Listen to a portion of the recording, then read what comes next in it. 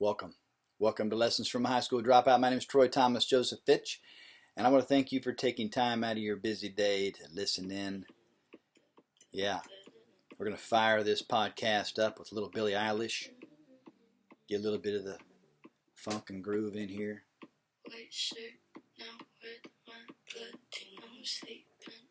What are you reading? I'm reading this one today. Principles by Ray Dalio. Who's Ray Dalio? One of the greatest investors of all time. And it kind of spurred me, not because of what I read in there. He didn't talk about money per se. He talks about principles. Principles is how to live your life. He's a man who's spending his time instead of building additional wealth because he's got it. He's spending time reaching back, writing books. Oh, here's another one of his books too I bought along with it. Principles for Success, Ray Dalio. And you know, in my 50s, I have a saying, I just want to be reaching back and pulling a few folks forward. Teaching some young people some things they're just not going to learn in school. Okay, so here's the financial learning lesson you're going to have for today. And you're probably not going to ever hear this in your typical education system.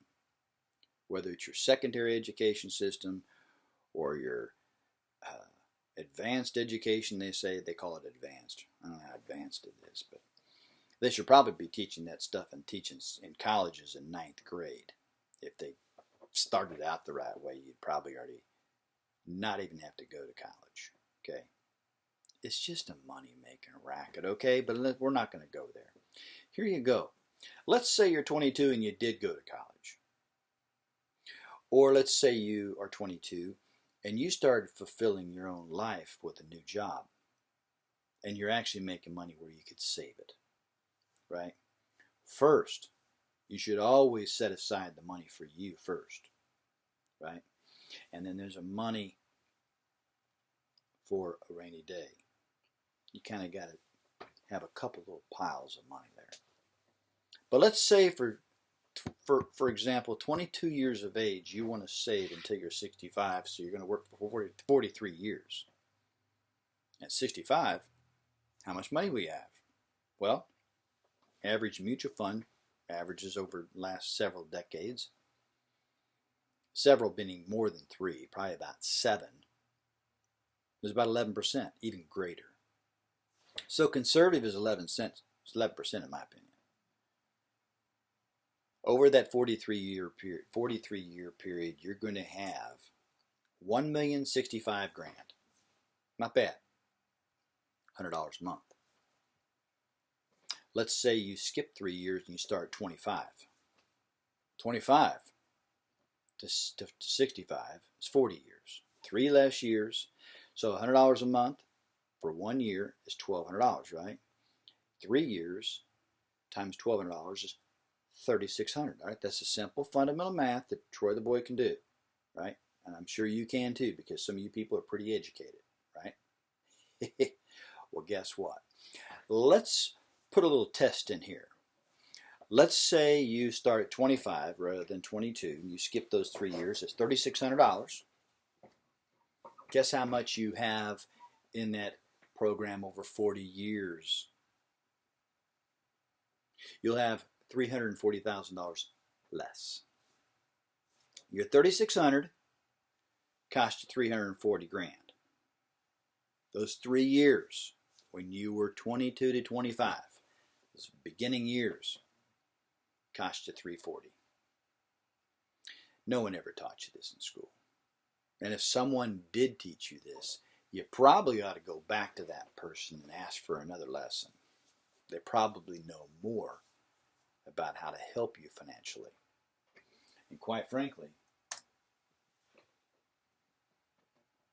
that's a good idea. To surround yourself with folks, with people who have a little more knowledge, been there and done a few things that you haven't done, which means probably your friends ought to be a little bit older than you. If you're hanging around the same people your age, you're probably learning the same chaos that you're in. It's just different. Sounds different, but it's the same crap. Look, in your 20s, you're gonna find a lot of people struggling and hearing some things and talk you out of this or talk you out of that or talk you into this or talk you into that, and you have no business doing it because it's not fulfilling your gift and your dream. So you got to ask yourself, are you going to trade your money for time in the future or trade your time now for money in the future? I choose trading my money for time. Invest your money for more time. Because when you get 65, either you want to retire or you need to retire.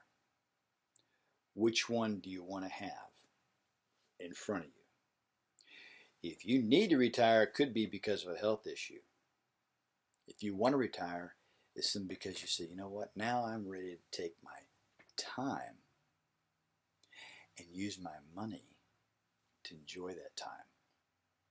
That's your lesson from a high school dropout today, folks. Your financial lesson.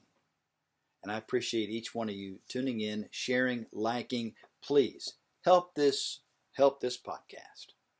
Help it grow. We're growing. We're moving into the jails and prisons pretty soon, once we get past this COVID, but we're going to be doing some virtual things. And listen, your attention to this program is greatly appreciated. And your sharing and likes and subscribing to our YouTube channel means a lot.